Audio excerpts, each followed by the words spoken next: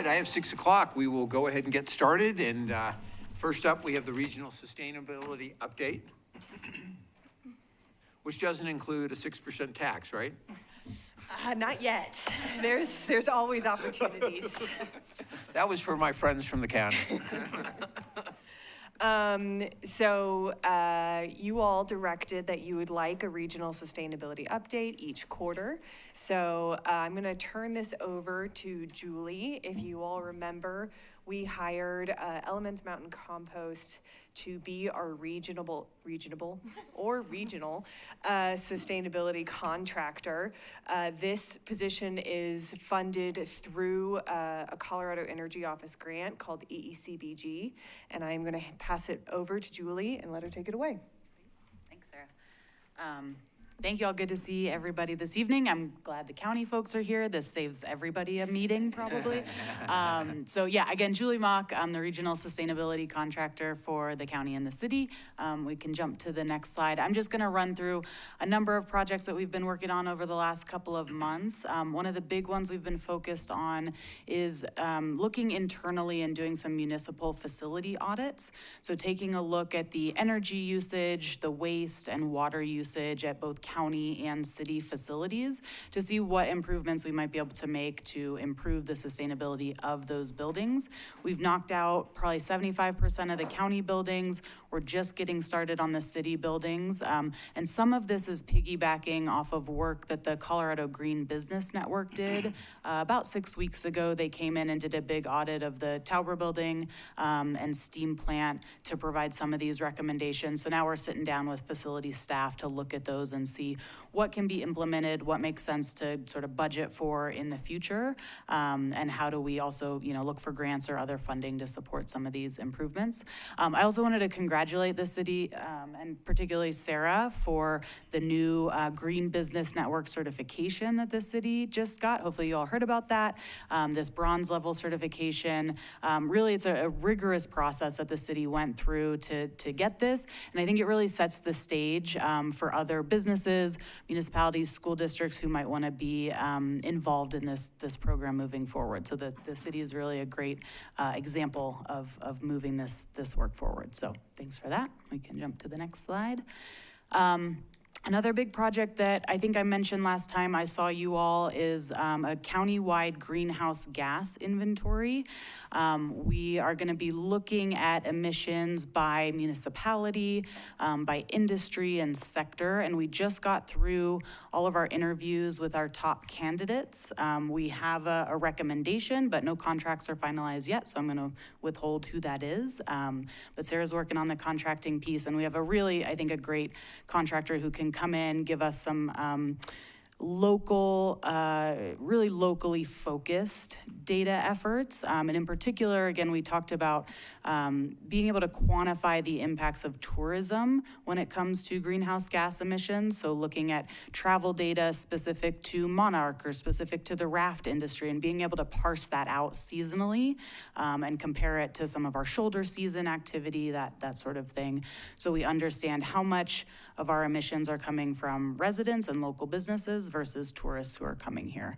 So super excited to get this project going really in the next month. We'll be doing a lot of data collection, both from state and federal sources, and then we'll have asks of county staff and city staff to provide some of this local information. So excited to get that project going and hopefully have the full inventory done by early spring of next year. Jump to the next slide.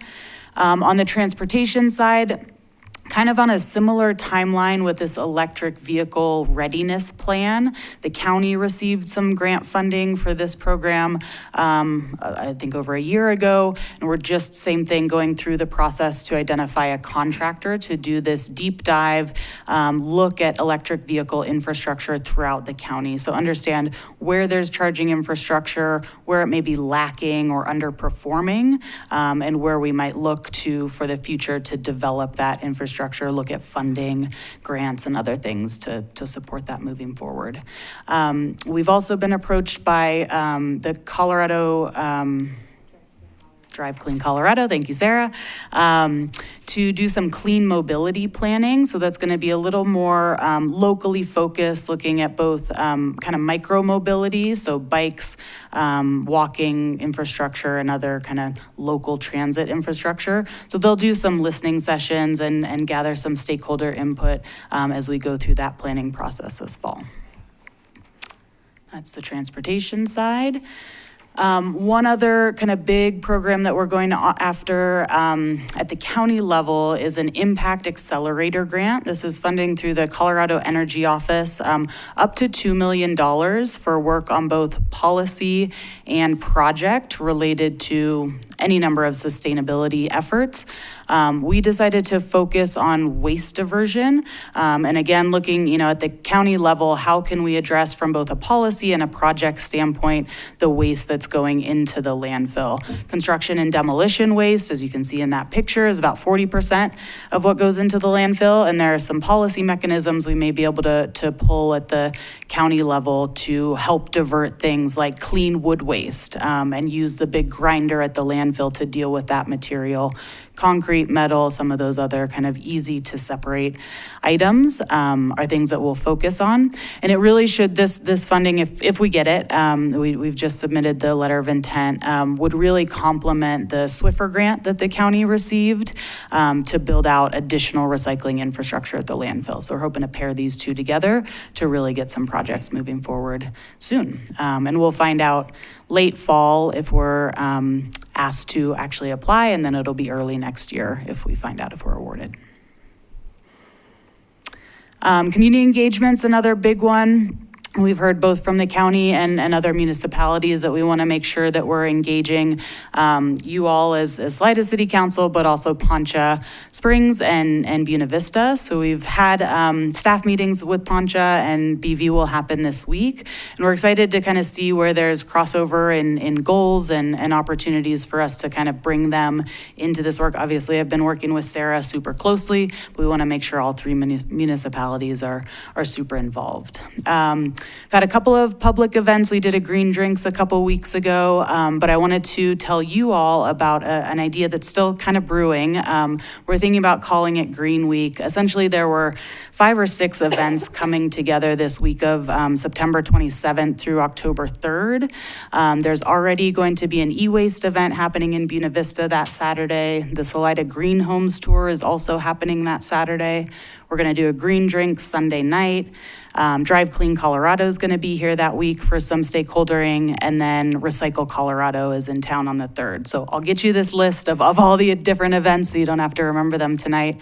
But I think we're going to try to really brand it and market it as a suite of events that both the public can engage in, and then staff from the various municipalities can get involved in some deeper dive discussions. So it should be fun. We also have a new e-newsletter. We just sent the first one out, I think, about 2 weeks ago. So if you're interested, you can hit that QR code and get signed up, and we won't bug you too much, but just trying to keep people informed again of these events that are happening, opportunities like reduced cost energy audits and things like that as they become available. So we may get some social media pages up as well, and we'll let you know when those are ready to go. But yeah, I think those are all of my updates for today. Happy to take any questions. Questions for Julie? Thank you so much. Yeah, I had a question about that had come up about gray water, reusing gray water. Is that something on the radar? It has not come up in the work that we've been doing so far. Water wasn't one of the top priorities kind of outlined in my scope of work, but it is obviously a priority. Was this in regards to events or to people camping, or or just in using it in their homes? Yeah, it sounds like other communities are using. We're working on that in the building code, and it should be legal. Oh.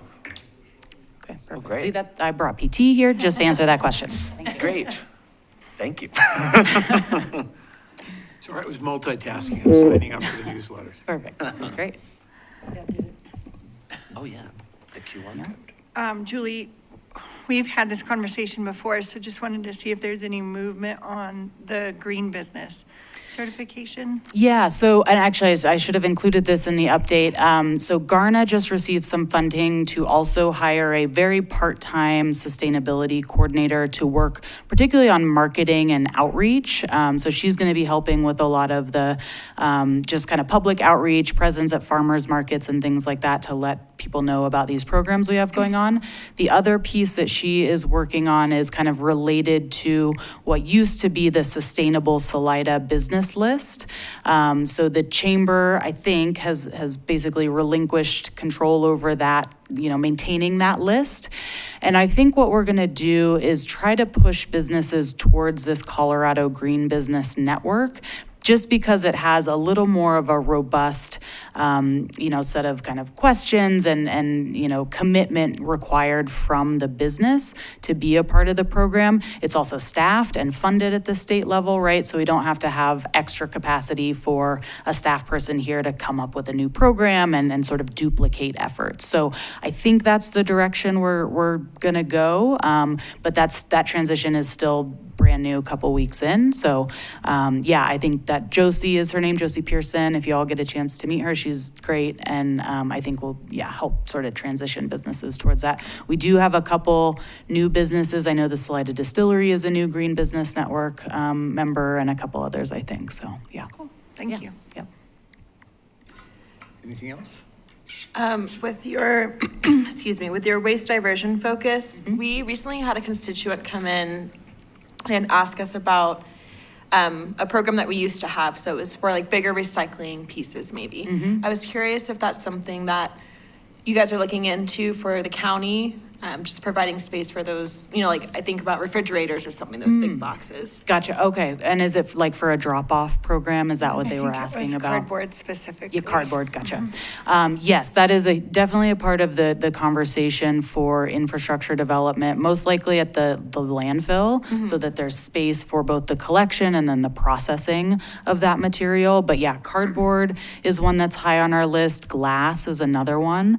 I do think that there are, some opportunities both with this grant that we're applying for and the Swiffer grant and development at the landfill for some community drop-off locations, if a space can be found. I know it was, challenging when we had the drop-off at Centennial Park and it wasn't staffed and there was dumping and things like that. I think if we can, set up a more controlled environment for that kind of collection, that might be something that's a potential in the future as well. Thank you. Yeah, Thank you very much. yeah, thank you all. Thanks, Julie. Thanks. Okay. A lodging tax discussion. Ready? What's that? I can, I'll set it up and then, or do you want to set it up? Do you want me to set it up? Okay. All right. She's really so good with the I settings. can, this is my favorite part of work sessions, setting things up for other people to do. So a couple weeks ago, the city council requested some time with the county to discuss the potential for the county lodging tax question, which will be coming forward in November. So as you all are aware, in the last legislative session, lodging tax was expanded by the state legislature. It is allowed to go from 1.9% to 6%, obviously, with Tabor, with the approval of the voters.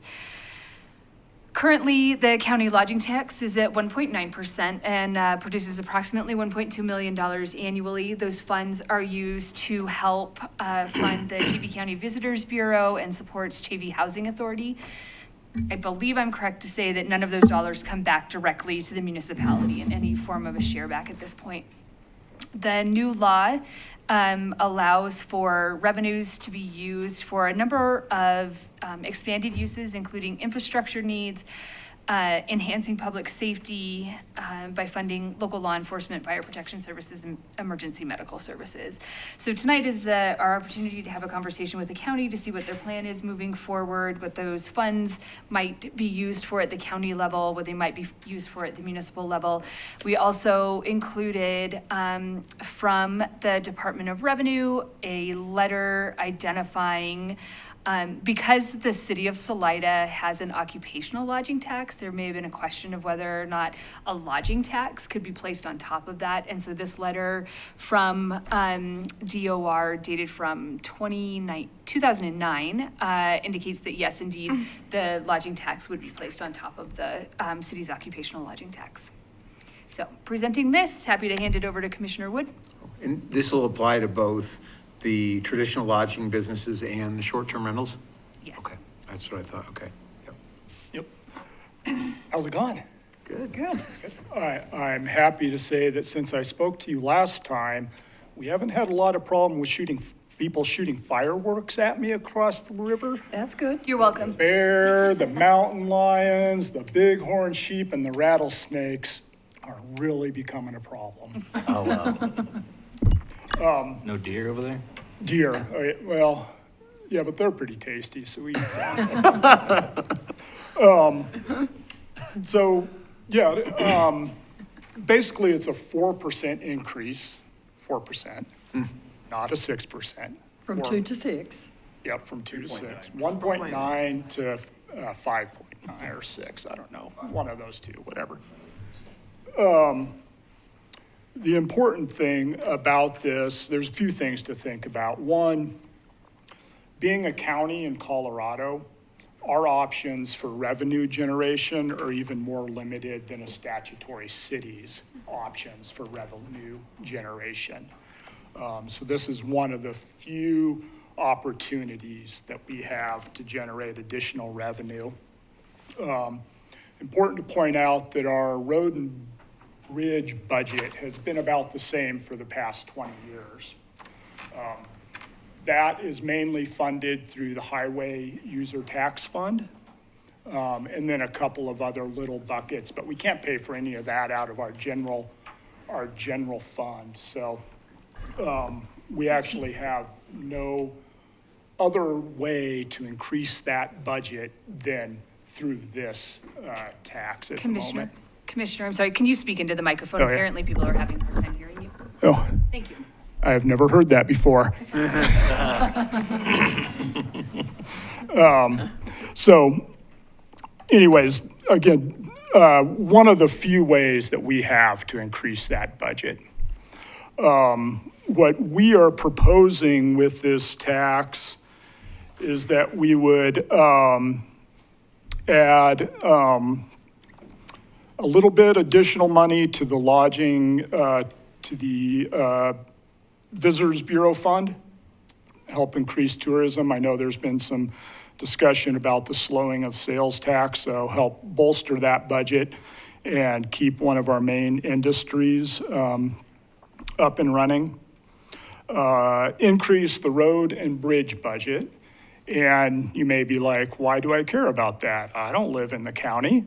Or maybe, well, you guys all have to live in the city, so I know that you don't. But. That would be scandalous. Right, it would be. Most people, when they come to the valley here, they want to go out in our mountains and enjoy our mountains. And if their car falls apart on that drive to our mountains, they're not going to come back. They don't like it. So we're just going to fix those roads up a little bit so you don't need four-wheel low to get up to the base of Chavano.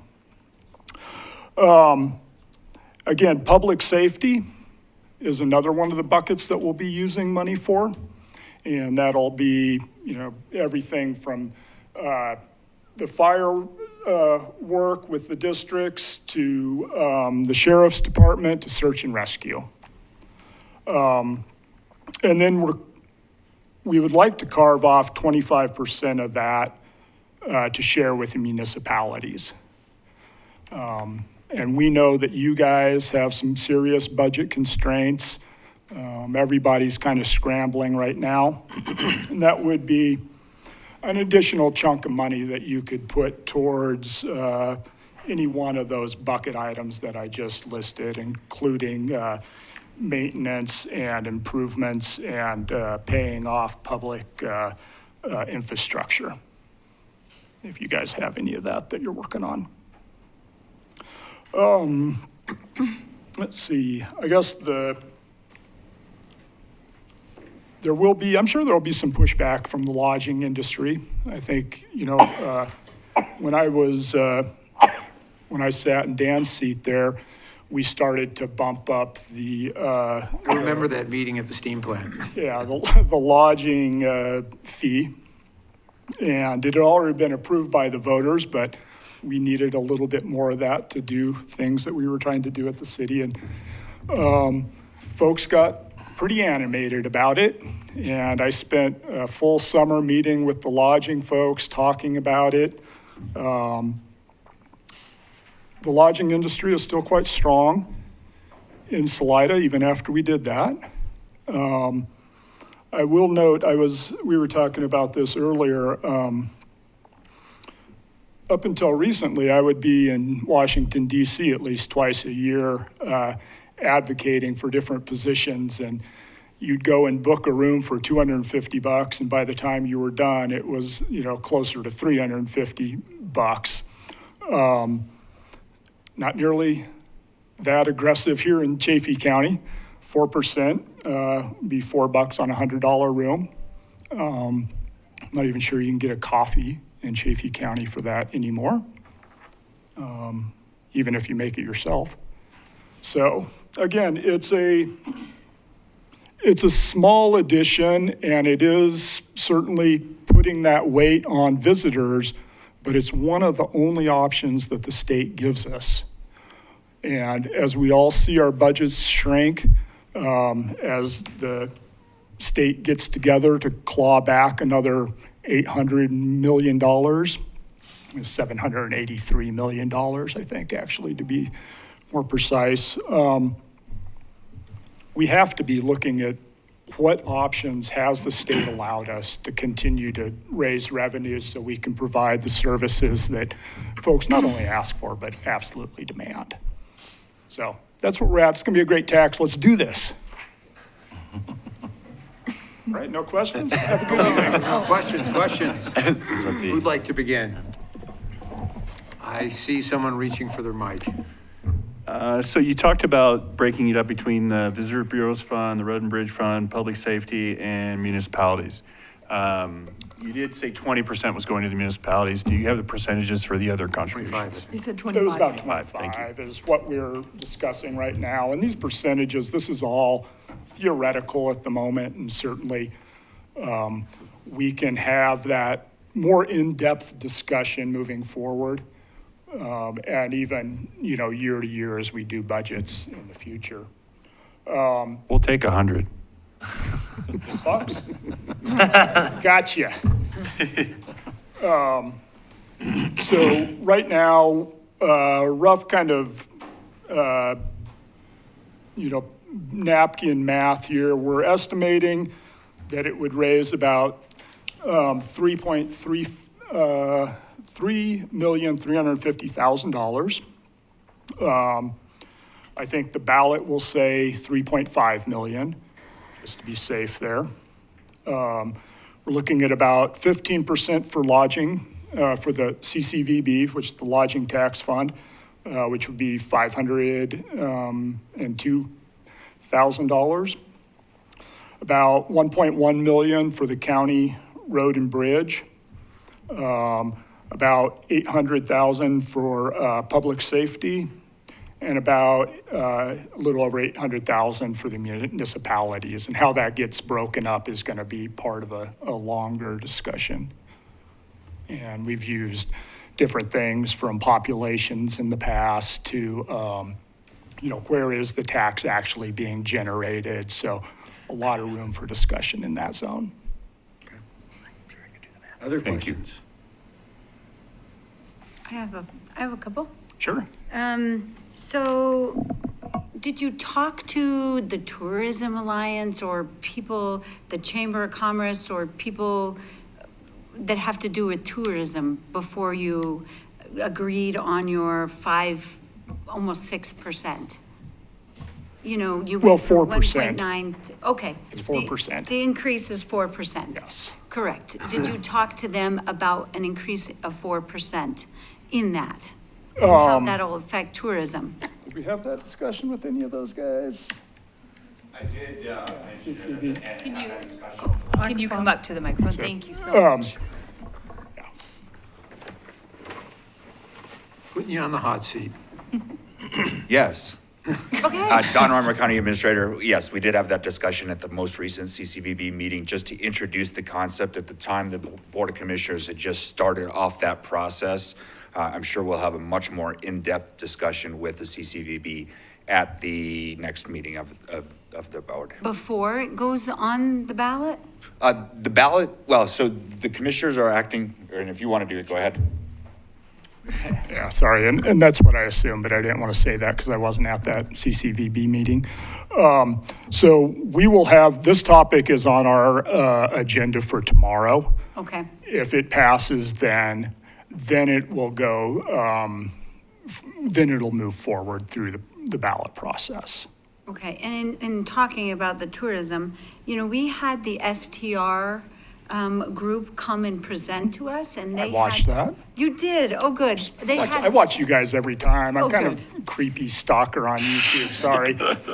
so they presented a lot of data, and I pulled some of it up. Well, the STRs are down, and we can't say it's directly from tourism or from the tax or the fee that we have imposed as a city on that, but this will put that at a 46% tax or something like that on that industry. So have you talked to them about that at all? Because they are down in the city about 10%. Yeah, we haven't had a lot of discussions with the lodging folks yet, and I hope that we're going to have those discussions. Pretty short window that we're trying to push this through, so we just haven't had time to do that. I will say that I've spent a lot of time trying to find fact-based correlation between lodging taxes and visitation. Right. And I cannot find that. Lots of anecdotal stuff, but no actual fact-based correlation saying if you raise your lodging tax 1%, it will change visitation X amount.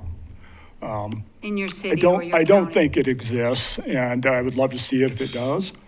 I will note anecdotally, I have never checked taxes or fees before I've gone on vacation. Sometimes I get a little wide-eyed, and that's why I've quit checking out of hotels. I just let it go on the credit card so I don't see it till I get home. Not a bad way to go. So. Okay, and so my last question is there any expiration, a sunset on this? Are you just going to do it for a short period of time, or is it going to be a permanent? Yeah, I think we would just do it a permanent. I don't think sunsetting these things is actually very useful. Okay, thank you. Not when the budget for road and bridge has remained stable for 20 years and nothing else has remained stable. Like the cost of asphalt, that's not remained stable. Yeah, no, it's probably tripled since then, yeah. And so we're doing, we're trying to keep up with our projects that are significantly more expensive with the same amount of money.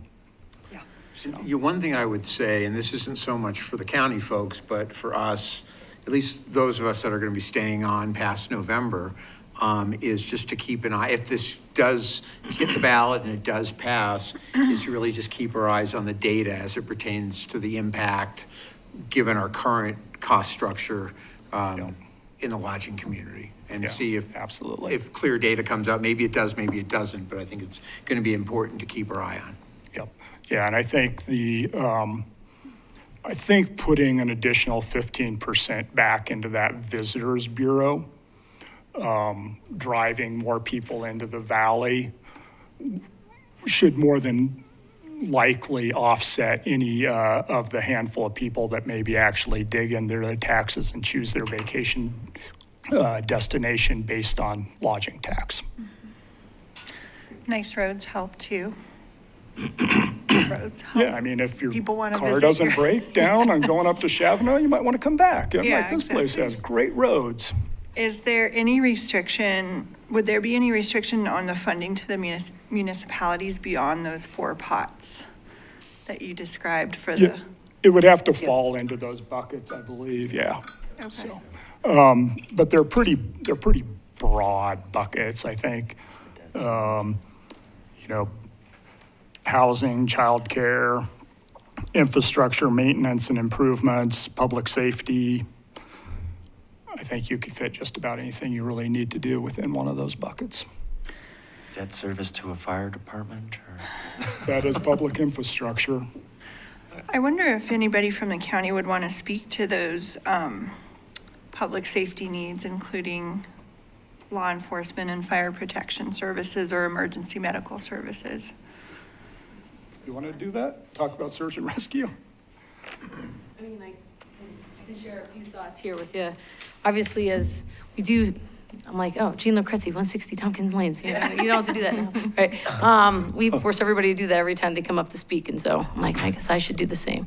But no, I mean, as we see continued visitors and such as towns grow, the whole county grows, that also obviously puts stress on our emergency services. So having an opportunity to provide funding to those, whether it's fire departments, sheriff's department, search and rescue, I think is incredibly important, right? I've been harping a little bit. Actually, I have to be out of here a little bit because I'm supposed to be attending search and rescue STAR South tonight, and they start at 7. But there's this past weekend, I can tell you, SAR North had at least 3, I think it was almost 3 missions in one day. So they're all volunteer organizations, and some of that funding does come through the sheriff's department, through the county. But I think to the point of tourism, right? People want to come out here, they rent an STR, they come through the hotel, and they go play out on the, Chavano, Antero, anywhere in the wilderness, or they're floating down the river. Understanding that there's a good emergency services there to take care of them if something happens goes a long way. There's a lot of places that don't have very good emergency services in place, and frankly, I don't think that makes them as of a attractive place to go visit, knowing that, hey, they don't have safety structures in place, they don't have a good emergency services. And so having the opportunity to, if you choose to tie in search and rescue to that fund, I think is a bonus. Again, it kind of just, I think of it as a wholesome kind of circular, full-rounded scope of how we all kind of work together in that space. We all need each other. It all benefits us. And the one little thing I'd like to add, I guess, specifically is that municipal chunk. If it hasn't been given in the past due to whatever the regulations are, having the opportunity to do now, I think is huge and something that should be happening, right? Again, having that collaborative reach across from unincorporated or county, if you will, to all of our municipalities. It means a lot for us all to do better and advance. We need to work together. So being able to provide funding to the municipalities from that lodging tax and having you be able to use it the way you see fit, I think is a huge step in the right direction, especially coming from what is allowed on the ballot measure that's come from the state. But being more creative with these opportunities, I think is helpful, since we are getting crunched, whether we like it or not, and whether we have the power to avoid that or not. So kind of a little all over there for you, but I mean, I think it will definitely help that, and I think that will be appealing to the tourism market, to those people renting those STRs in the hotel rooms. So. How will that 800,000, let's just say that's the number that goes towards municipalities, how will that be allocated? Is it sort of based like when we did the housing authority, we paid proportionally more because we're a larger community? Would it be sort of that similar formula, or? Yeah, that's up for discussion. Yeah. Yeah. I will add on the fire and public safety piece too. That $800,000 potentially could allow us to get a couple more sheriff's officer deputies, potentially helping to cover that 3 to 6 a.m. window that is a big concern to Chief Johnson there, as well as. I think it's just becoming more and more evident every day that we're going to wind up putting more money into our fire services. As you know, a fire just started up on Independence Pass at the base of La Plata. It was an acre when I left the county building. It was 20 acres when I got here. Who knows what it is now? It's up in the wilderness, so it's going to be a little bit of a challenge to get up there. And I know there aren't any air resources, so that's going to be. It'll be the Forest Service for now, but I have no doubt that we'll have resources up there working on it, and that gets incredibly expensive. So I think fire, police, search and rescue, all those things are, they're services that you have to have that are vital and are just wildly expensive. I know when we bought the police department here, new radios, what, five years ago or something like that, it was almost $400,000 just for radios, right? So we could use a little more money for that stuff. And EMS, yep. Again, our EMS guys are being asked to do more and more all the time with transport. And then the other piece is we just started our co-responder program, which we're asking you guys to contribute a few bucks to. So maybe we could give you a few bucks to contribute back to us. Commissioner Wood, I'm curious if you could speak to the discussions that were had or held about increasing it 4% instead of maybe 2 or 3%. Yeah, we figured it was going to be the same lift either way, 2 or 4%, and frankly, we need every penny of that to continue to provide the services that we're being asked to provide.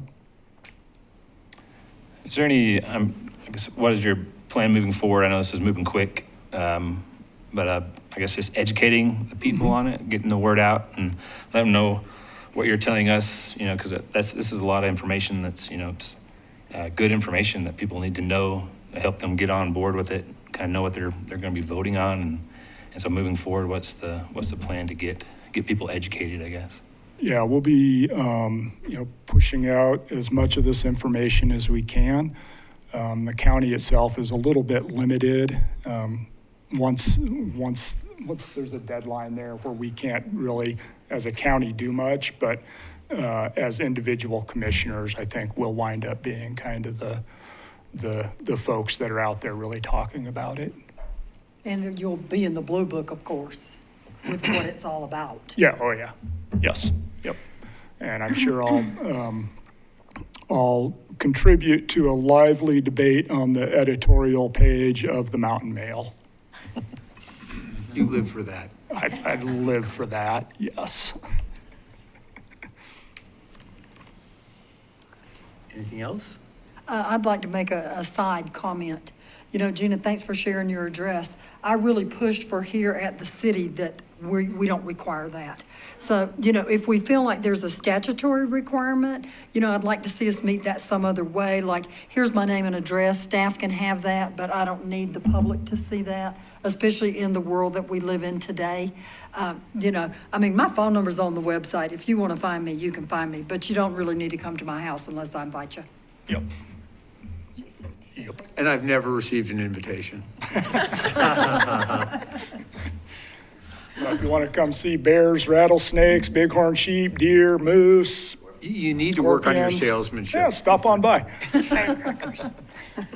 It sounds lovely. Just hang that burnt shirt up in front of your house and people probably just walk on by. All right, could happen. Thank you very much. All right, thank you. Thank you. And it's great to see you guys. And our meeting tomorrow night will be half this long. Okay. Okay. Bring I snacks. drank the Kool-Aid. Feel free to come back tomorrow. Riding my bike. Thanks for meeting. Thank you all. Good night. Come on, bring a beer. Be a kegger, right? On to the next one. And I was like, well, Monday will be. Because I think if I was up here slurring, there wouldn't be letters to the editor. I don't, Yeah. I haven't had time to read all the emails. I think alcohol can make you belligerent. They're all basically the same. It's like they want a gated community, they don't want any paths, Put a little they MDMA don't want in any the wall. traffic.